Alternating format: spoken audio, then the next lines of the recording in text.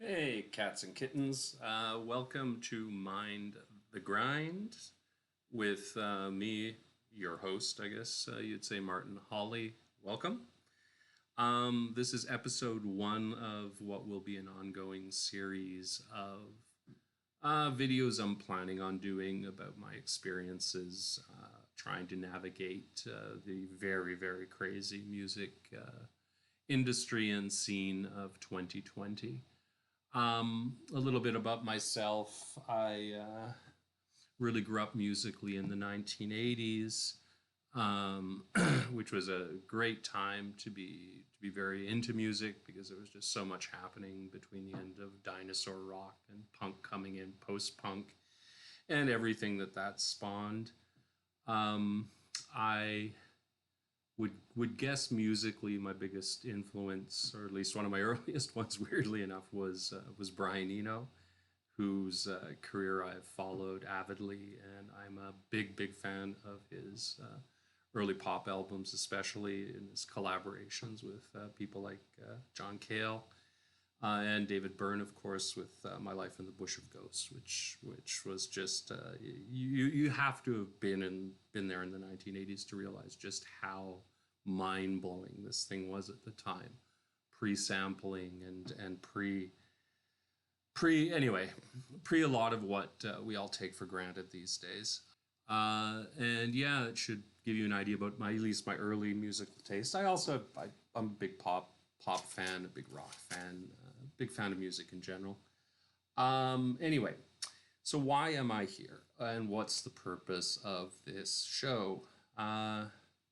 I guess I would start by saying that I never thought the music industry would be as crazy, as segmented, as diffuse, as enormous, nor that the competition would be just as mind-boggling as it is. And it's not until you start getting into it that you just realize what we are all up against. But that being said, I think that if you're willing to grind it out, if you're willing to do all of the little things right, if you're willing to listen to criticism and improve, network, do the marketing into the business, I think that it is still possible to become successful, but I think it's a different kind of success because the music industry is not the music industry it was when I was working at Sam the Record Man. And we were shifting thousands of copies of Michael Jackson's Thriller. I remember there was a time we couldn't keep the thing on the rack, but it, it's not the time we live in these days. Um, anyway, so I guess for me the big impetus to get back involved in things was, and I've been putzing around for the last 2-3 years. With home recording and working on songwriting and learning instruments and all that kind of thing, is was really the whole COVID lockdown, and it sort of set me off on the pursuit of releasing an EP, which I'm still working on, a single which I have released,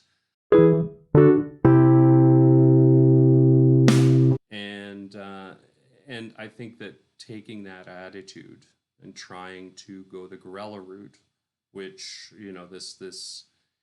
this whole setup for this web this web show is exactly the same thing, and you cannot imagine just how cobbled together things are.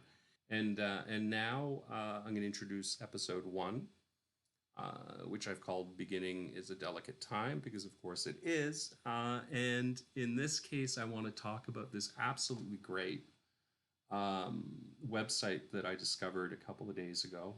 And I know it's been around for a while, but for me it was something new. And specifically one of the services that they offer. Yeah, so let's get into the nitty gritty of things. We're talking about Hot or Not, which is one of the best features I find of Submit Hub. And the reason why I find it really fantastic is it's a great way to identify and then test niche markets. It allows you to get a lot of criticism, and we're going to talk a little bit about how to take those punches.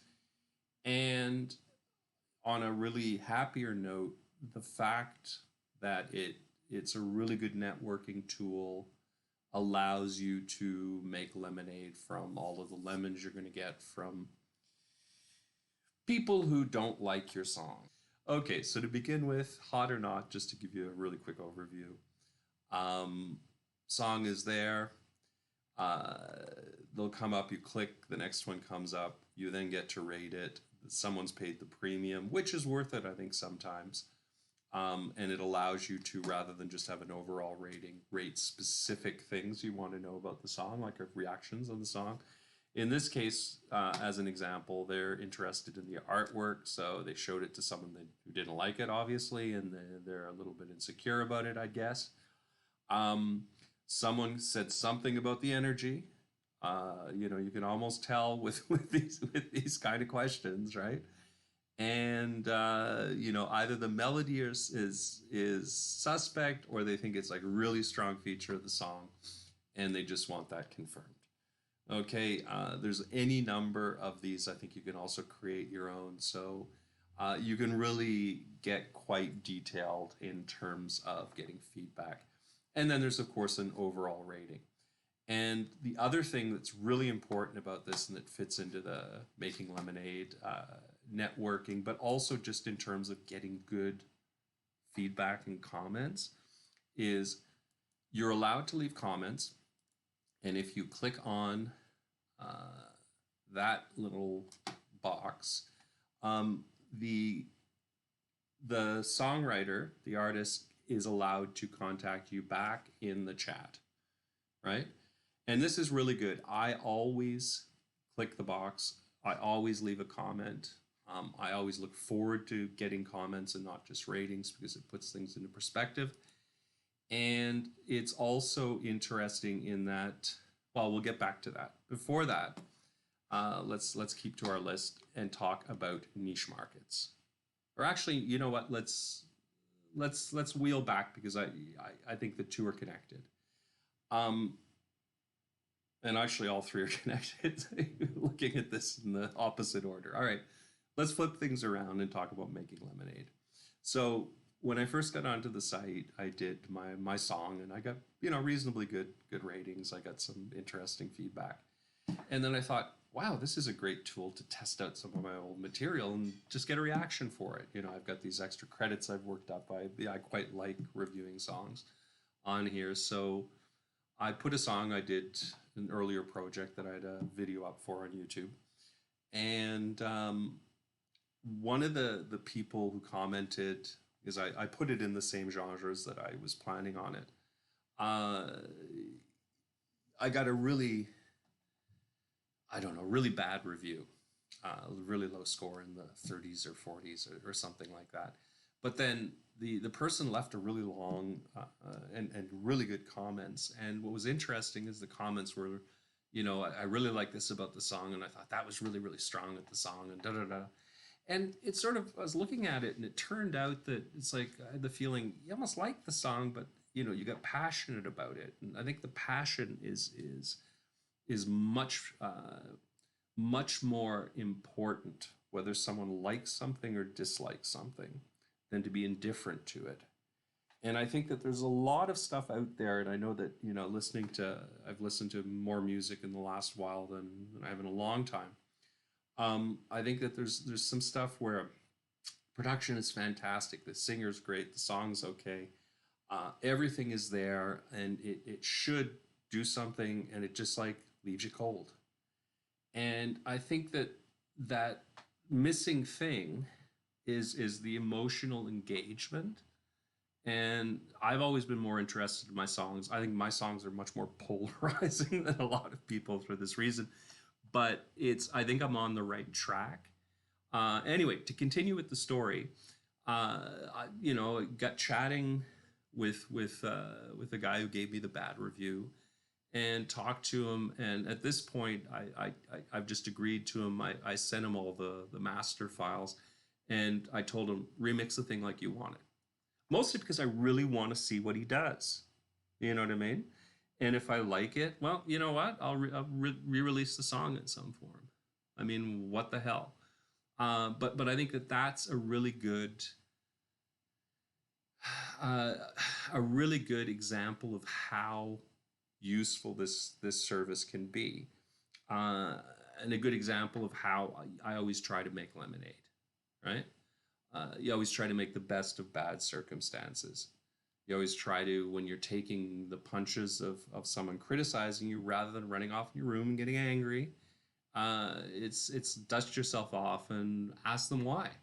And half the time, the reason why is something that never crossed your mind or you never thought about, because come on, you spend hours and hours and hours listening to, working on a piece of music, and it's very dear to your heart, and it's hard to become emotionally detached, and also it's very very hard to take the criticism about the song and not think it's about yourself. So anyway, take those punches, and use it to your advantage. Use it to network. Use it for new opportunities. Use it as a means, if worst case comes to work, as a means to motivate yourself because you're so angry at what someone said. Yeah, and moving up from the bottom to the top, we'll finally get to the niche markets, and then I think I'm going to stop this one because I don't want it to be too long for the first time. And I wouldn't mind saying a few parting words, I guess. So, niche markets. So anyway, that same song that's now getting remixed, someone else gave me some comments about, well, this sounds like this and this sounds like that. And I thought, okay, fine. I have no idea what these genres are.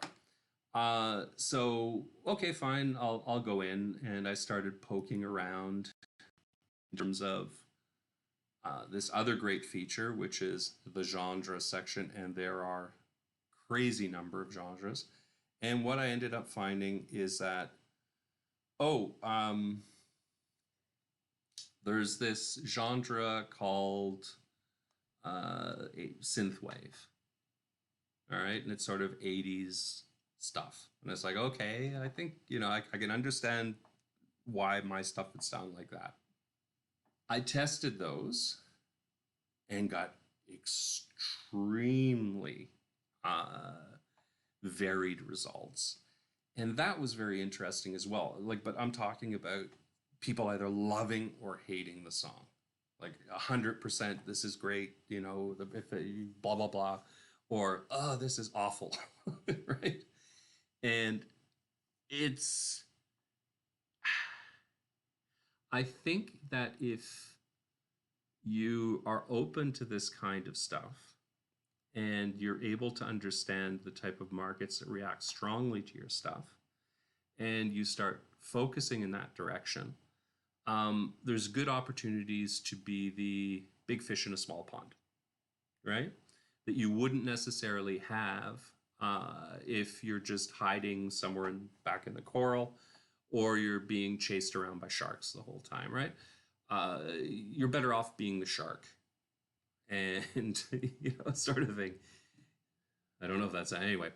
Uh, anyway, so yeah, uh, that's all I'll say about niche markets at the moment. Anyway, this is a fantastic tool to discover them, to discover reactions to your work within them, and to see whether or not it might make sense to tailor some projects or styles of production, etc., to cater more closely to that market. Because I think another thing that's very noticeable that I've really seen in the short time I've been around all this is that there's a lot of people really focus on production these days, and if a song doesn't sound like it's produced in a certain style, uh, they won't like it without even knowing why they don't like it, which is sort of weird.